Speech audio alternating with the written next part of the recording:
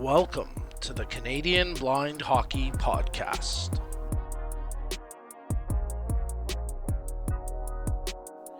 Hello everyone, and welcome to episode 3 of season 2 of the Canadian Blind Hockey Podcast. I'm your host, Nico Cardarelli.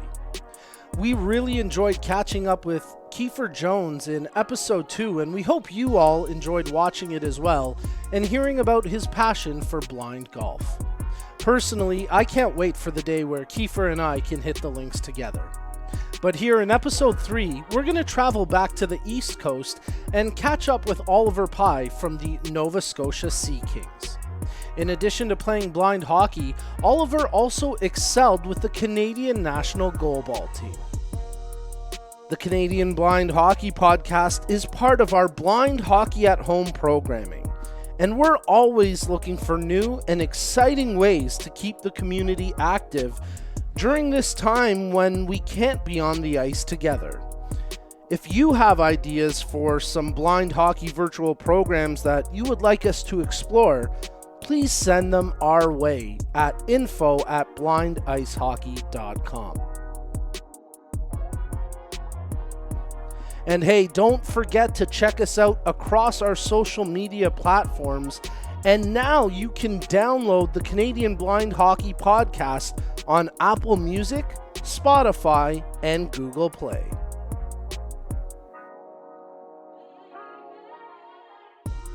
We are now excited to be joined by Oliver Pye from the Nova Scotia Sea Kings. Welcome to the show, Oliver. Thank you for having me. Oh, it's our pleasure, and I'm pretty excited to chat with you because it's a fellow goalie I'm chatting with today, and as keepers of the crease, I know we share something special. Maybe we're both a little nutty, maybe it's just the love of the sport, but I'm always excited to sit down and chat with a fellow goalie. Oh, same here. Now, I want to ask you to start things off. How old are you currently, and when did you first start playing hockey? I'm 49 right now, and I put on the skates when I was 8 years old. Wow. So did you first start playing as a goalie or were you a skater to begin your career? I was a skater. Used to play defense, and I found that I was really good at blocking shots, all that sort of thing. And oddly enough, I had a pretty wicked slap shot too. So, but as the years went on, I just transitioned into playing the net. So Oliver, you mentioned that you started to play as a defenseman, and actually it's funny, myself as a defenseman, I love blocking shots as well. So I think, again, we share that similarity of the natural progression. If we're going to block shots, why not have a little more padding to do so? So I'm curious, when did you first put on the pads and become a goaltender? Probably when I was about 15. Awesome. And what was that transition like for you going from defense to a goalie? I liked it actually.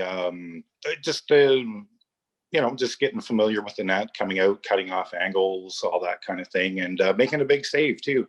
It felt really good that we are the last line of defense, so it was pretty fun. Oh, awesome stuff. Now, I guess I'm curious. You grew up playing sighted hockey. So at what point did you start to lose your vision? And when you first heard about blind hockey, what were your initial thoughts? Um, I first started losing my vision kind of like in my later teens. I noticed some differences, just kind of some visual. It was kind of like when I was playing on the ice, I could see the shooter shoot the puck. I'd lose it halfway when it come to me, and then I would pick it up again and either making more like a desperation save, that kind of thing. For the second part, the blind hockey, I heard about it, I guess, about 2013 when Matt was doing the Courage Canada, the just to show everybody what it is and all that kind of thing.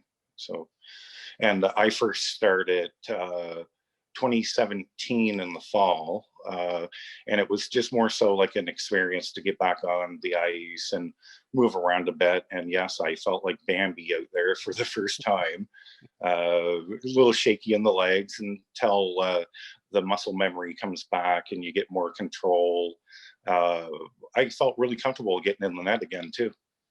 You know, that's an interesting point because I'm pretty sure you're the only goaltender in Canadian blind hockey that actually grew up playing sighted hockey as a goalie as well. And one of the things when I first watched you play, it really stood out to me was, wow, this guy totally gets what goaltending should look like. Your stance, your ability to stay up longer as opposed to dropping into the butterfly so quickly. How do you think maybe your time as a sighted goaltender has served you to the benefit now that you're a goaltender in blind hockey? It's helped me out quite a bit to understand, uh, the positioning in the net that you need, because there are some pretty quick plays and you have to move pretty quick to get from post to post or come out and cut off an angle, all that kind of thing. And I think it's a lot of muscle memory that just came back to me as in that transition. Also, I feel like the coach that we have here, he cited and he can pick out my little flaws and, going down too early, leaving this open, leaving that open, that kind of thing. So he's really good that way of pointing a lot of those things out to me so that I can be more upright, tall in the torso when I get into a butterfly, if I have to go down and make a save, or like you said, stand up and kind of wait the shooter out a little bit too. Yeah, and I think that that's a huge advantage for goaltenders in blind hockey if you have that ability, because so often we see our top players like Jason Newha or Kelly Serbu or even someone like Tim Kane from Team USA.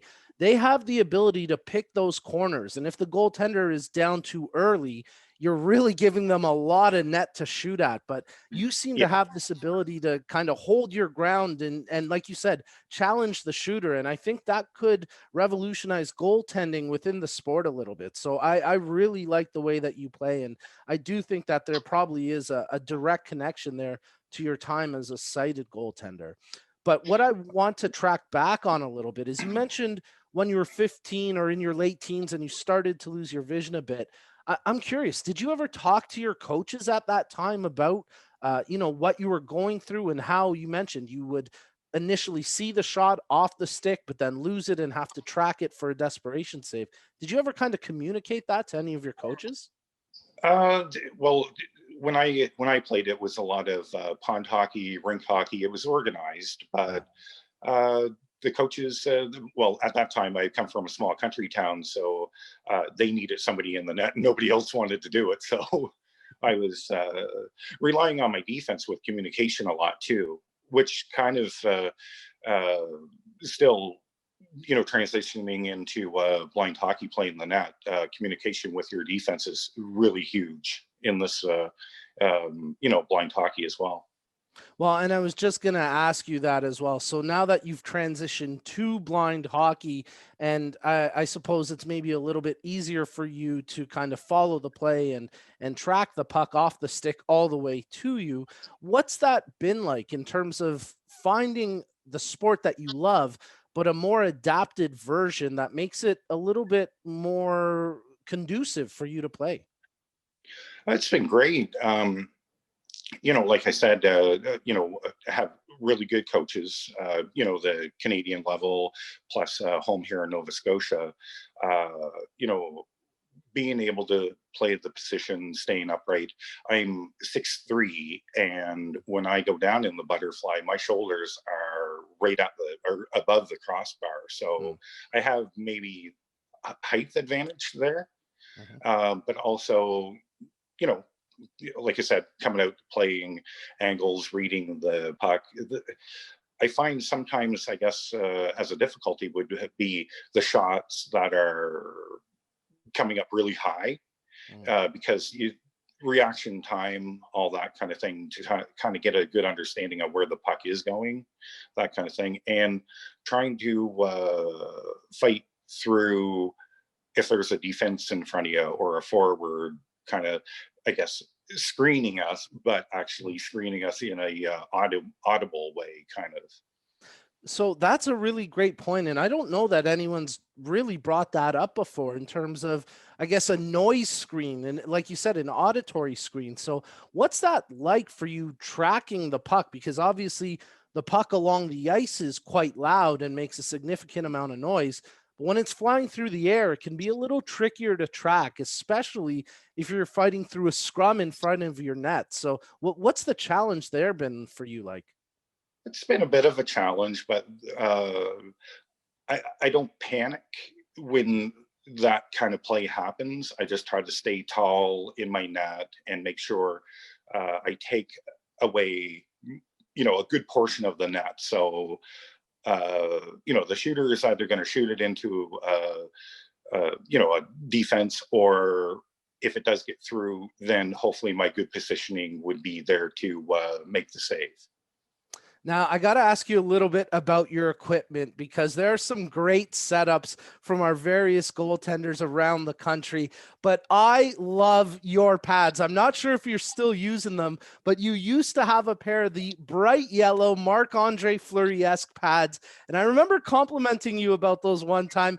And maybe do you remember what you told me when I asked you about those? I'm not sure if I said they're pretty blinding or not, like when you look at them, but maybe that was a thought in my head. It's like I didn't really care about the color, I guess, but I did put those up on the shelf, and I do have a new Warrior goalie pad set. Okay, interesting. Well, I can't wait to see you on the ice with the new pads, and hopefully we all get to be all together again for a Canadian blind hockey event once it's safe and we're able to do so. But go ahead, Yeah. Oliver. Oh, I was just going to say, I can't wait either. It's been, a long time now, a year. Here in Nova Scotia, we were allowed on the ice in November, then another shutdown because of COVID cases. And then now that the numbers are lower again, we're back on the ice kind of like mid-January until now. So it's been really good just to get out on the ice, and my off-ice training is really coming through. I'm seeing a lot of my training transition on the ice, and my movements are more fluent, and lateral movement, all of those. It's starting to come all together for me. So I can't wait to get out there and play in a tournament.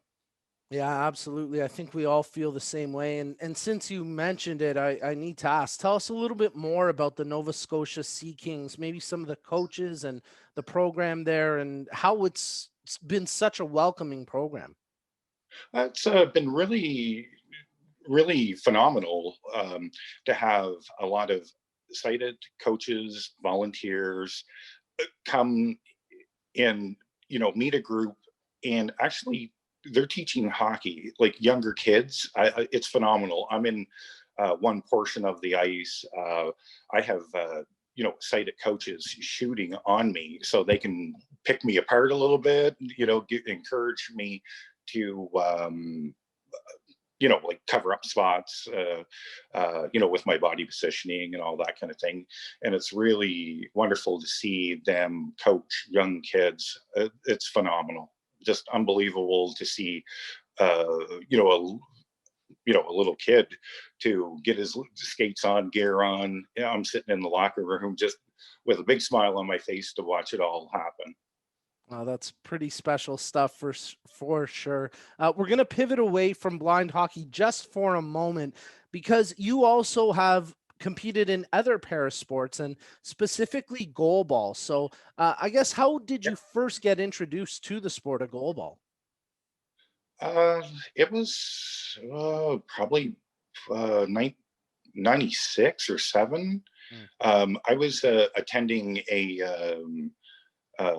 college there for Braille and academic upgrading program, just kind of like getting me used to Braille computers, all that sort of thing. And there was a couple of guys in that class that invited me out to play it. And at first, playing sighted sports, I must be honest, I thought this was going to be not a good thing for me because of the physical aspect of what I was used to. But once I got to the practice, tried it for the first time, my very first time going down to block a goal ball, I went down like a goaltender, flipped off my foot up into the net, and the coach immediately came over and said, no, no, no, you have to lay down in this position, which is lying straight out, hands, kind of like in a lateral motion. So you're blocking the bottom of the net kind of thing. Well, that's pretty interesting as an introduction to the sport. Now, I also believe that you were a part of the Canadian Goalball Development Team. So tell us a little bit about that experience and what it was like to train at such a high level. I was even more than that. I played for the national team. 2001, I won a gold medal at the Pan American Games in Spartanboro, South Carolina. Wow. That was really amazing to get up on the podium, hear our national anthem being played while the lady was putting this gold medal around my neck. It was phenomenal. I was with a great group of guys there at the time too. I was the rookie, so of course, they let me get up on the podium first there to receive my medal. It was a special moment in my career for that, and many other accomplishments along the way. Two-time national champion here. Also, some international competition going down into the States, and with our Nova Scotia team, we won three gold medals back to back. Wow, so, that's an incredible accomplishment. Very, very yeah, cool. It's been phenomenal. So, I'm curious, we've talked to other members of the blind hockey community that have participated and competed in various para sports. Why do you think it's important for kids, youth who are blind or partially sighted to have the opportunity to participate and learn multiple para sports? Good question. To me, I would think just to have whatever's available to you, because if you don't like one sport, you can transition into another and get a good feel of what you might be good at. And whether you're a recreational player, you want the physical activity part of it to just get exercise, or if you are really good at something, then good coaching and good teammates can give you that competitive edge to train and go as far as you can go with the sport. All right, now switching back to blind hockey specifically, I want to get your thoughts as a goaltender on the puck we're currently using. And if you had your say, would you make any changes or improvements to the puck that we currently use? I think the one change that I think I would make would have a device in the puck that could be audible when the puck is in the air. So then you have half a chance of like getting your body in front of it when the puck is high, going like more into the upper part of the net, that kind of thing. I don't know if that's possible, but that would be really nice. I certainly will advocate on your behalf as a fellow goaltender. We will do what we can. I know that there's been so many attempts to develop a new puck and improve puck, and it's great to have people smarter than you and I working on that around the clock, and hopefully one day we can make that adaptation to the current puck. Now, you've attended a number of various Canadian blind hockey events, from regional tournaments to summer development camps, right up to our national tournament. So what is your impression of those events? Oh, wow. What can I say? Nothing but great things, well organized. The one thing I noticed right away was there's a level for everyone. No matter what level you're at, it was there at the nationals. Like low vision and youth and uh, the open division, and of course, like the Team Canada level. All of those are provided for blind hockey players, and whatever level you're at, put in some good hard work, and you can make it to the next level that you're trying to achieve. All right. So before I get to my very last question, I want to have some fun with you. We've done it with all our guests so far this season. You folks at home know that sound. It's time for our rapid fire segment as we're here chatting with Oliver Pye from the Nova Scotia Sea Kings. So, Oliver, what jersey number do you wear? I don't have a jersey number on my Nova Scotia jersey, but I would like number 31. I love it. Any particular reason why 31? I like Carey Price. Mm. Good, technically sound goaltender in his time. He's struggling right now, but what goaltender doesn't at one point? Well, and especially when the team in front of you is struggling, you can only do so much. So I think exactly that's right. I think that's a pretty good role model there. All right, what is your favorite pregame meal? Pregame meal. I would say oven baked fish like haddock or tilapia with rice and a vegetable of some sort. A good East Coast boy. Of course, he's going to pick fish. I love that answer. What is your favorite cheat food? Steak. No kidding. I love barbecuing, and I can barbecue a good steak. Love it. As a man who also likes to barbecue, I definitely give a thumbs up to that answer. Okay, who is your favorite hockey team? Favorite hockey team? Well, right now it's Montreal. Oddly enough, years ago, I used to like the New York Islanders. Really? With Tell me why.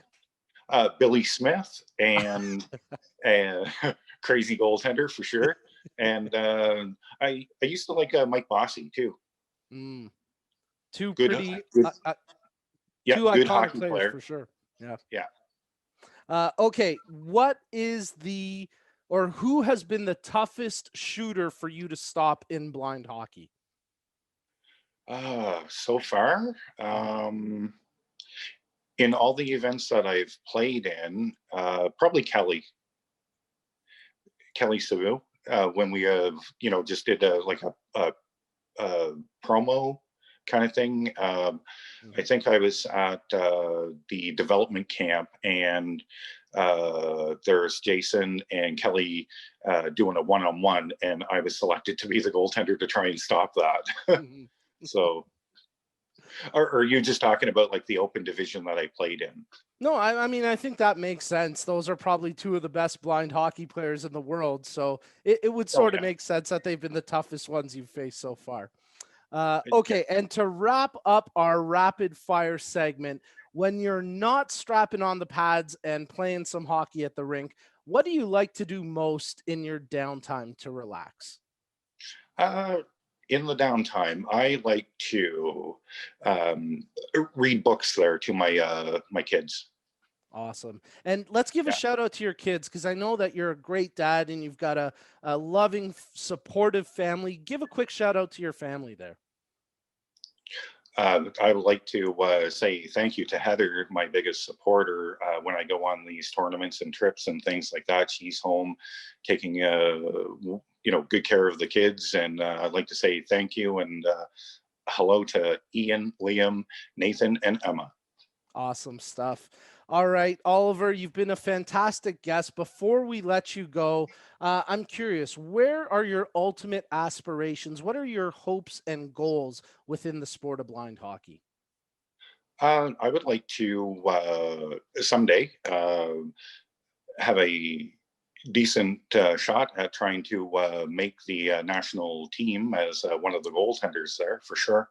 I mean, when you play a sport, you want to go as far as you can go. Yeah, that's a really nice goal. And I think if you continue to train hard the way you are and dedicate yourself on and off the ice the way you have been these last few years, I think that's definitely an achievable goal for you. Very lastly, to wrap things up, if someone who is partially sighted or blind, they're at home, they're maybe learning about the sport for the first time, maybe they were a sighted goalie but have recently lost their vision and are thinking about getting involved in blind hockey, what advice would you have for them? I would say just getting involved and trying it and see where it goes. Like I said before, just because you're visually impaired or blind doesn't mean that you can't play a sport. And hockey, it's a great sport. If you can learn to skate, you get the gear on, you start learning a position, anything can happen. Well, Oliver, you've been an amazing guest, and we appreciate you sharing your story and your journey with us. And like we said, we can't wait to get back on the ice once we're able to do so. And when we can all get together for nationals, you and I are definitely going to have a little bit of a head-to-head on the ice. Maybe I'll go blindfolded, and we'll see who can stop more breakaways, or if you can give me any tips for my game, because I know my lateral movement is not nearly as smooth as yours. So I look forward to being on the ice together. Oh, that's awesome. Yeah, I'm looking forward to that. Oliver Pye from the Nova Scotia Sea Kings, thank you so much for joining us today. Thank you, Nico. Thank you for having me. Well, we want to thank you all for tuning in, and once again, a big thanks to Oliver Pye from the Nova Scotia Sea Kings for joining us on today's show. Make sure you follow Canadian Blind Hockey across our social media channels and send us your emails to info@blindicehockey.com with your suggestions, as we love to hear from our community. The next episode of the Canadian Blind Hockey Podcast drops on March 25th, so stay tuned and stay safe.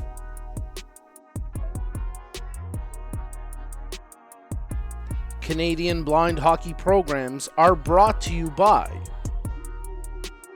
our presenting partner, AMI, our national program partner, CNIB Foundation, and national partners, Daniel Family Foundation, Electra Health, and Mannion.